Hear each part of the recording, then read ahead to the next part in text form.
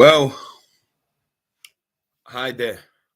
Um, I'd like to greet you one more time for being partly of our short life, but in order to bring our thoughts in terms of what is taking place in Angola right now, as we watch, as a consequence of 12th of July, when the youth in Angola decided to make they march, towards um, the appropriate assembly point that were established by the government by following the constitution. But also, I think the idea behind all those elements was in order to show that if the president go all over the world and say that our country is democratic and we live based on democratic practices, so those individuals decide to take everything to the street. Since then, Angola has been on unrest um, all over the world. Where is Angolans citizen? There is a protest from Brazil to New York, go across the, the European countries. Angolas are there protesting against the political party in power, which is MPLA. Let's keep in mind that in MPLA has been in power since 1975. Although there is no many change in terms of reflection in the people's life. So hunger, starvation has been the main issues, the main questions.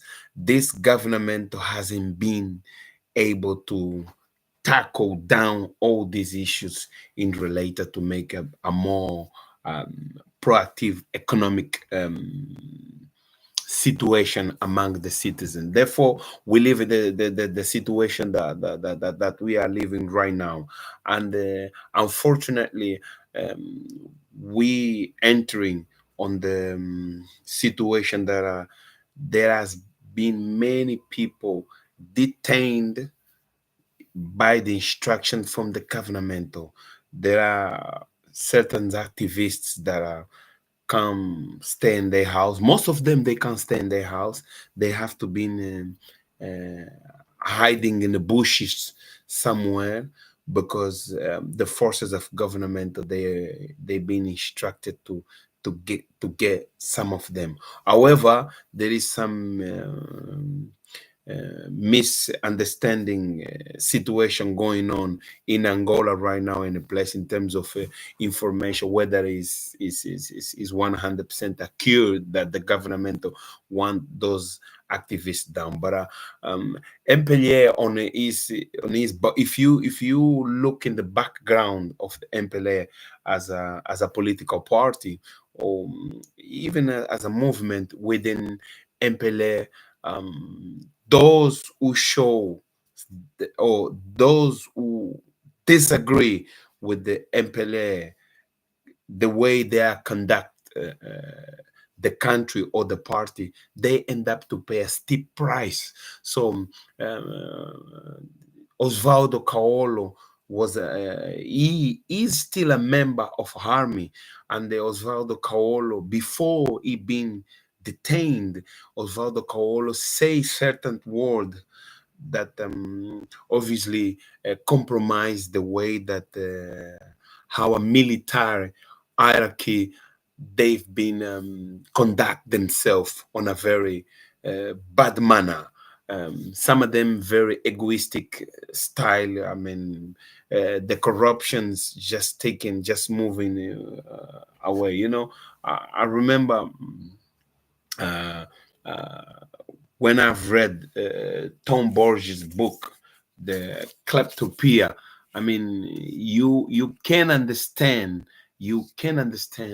how this element for military hierarchy of Angola, they views, they connections. um, uh, the, the way they deal it directly with the president. Let's keep in mind that João Manuel Gonçalves Lourenço is a man from the army. It's not a civilian, he's a army man. So those generals have connection with them. They abuse the system. I mean, we had a case called Lusati, and this was one of the very dirty cases, involve a huge amount of money. And on the other hand, we we at some point we're thinking like they are not taking her serious because they've been stealing a lot. They've been deprived the people for many basic elements of what are the needs for the life, for sustains.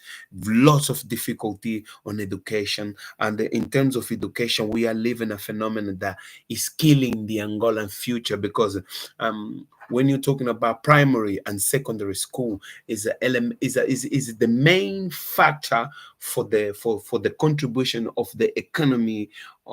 The country has been stopping, has a competition with the private education. The private sector in education is taking all over the country, educating more number of people, but on the same time, people are not able to afford. Even those ones who are able to afford for their child to be educated next to them so that they not send them abroad, they've been forced to have a choice to send their kids abroad, because the private sector in education is highly expensive, and obviously they go certain qualities and certain demand, but not every family afford. Our country is poor.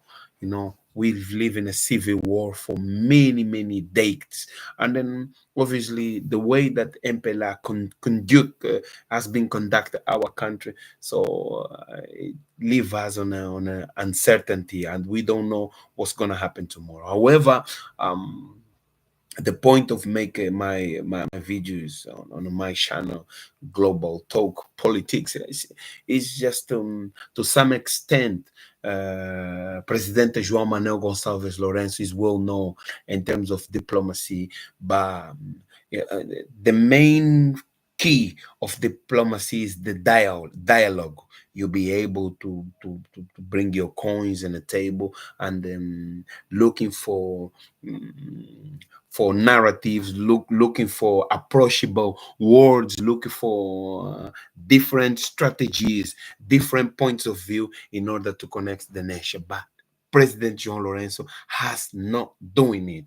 So therefore, we are questioning here this huge investment that the president of Angola has been done in terms of diplomacy, in terms of he even go a nickname that has been labeled him as as um as a as the man of the peace. I mean, I don't have in mind right now the name, but he has been labeled of the man of the peace, and then we are struggling in this situation without peace. The police office of obviously as institution that has to follow the strategy that the commander in chief of the nation has instructed them in order for them to feel like they are tackle this situation, that this is a looting, this insatisfaction that is all over the country, that people coming, but most in particular in the capital